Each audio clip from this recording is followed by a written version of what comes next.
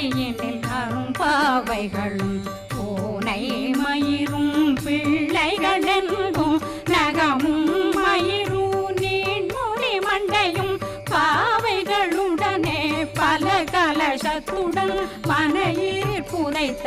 வஞ்சனை தன்னையும் ஒட்டிய செருக்கும் ஒட்டிய பாவையும் காசும் பணமும் காவுடன் சோறும் போதும் வஞ்சனமும் ஒரு வழி போக்கும் அடியனை கண்டால் அலனே குலைந்தே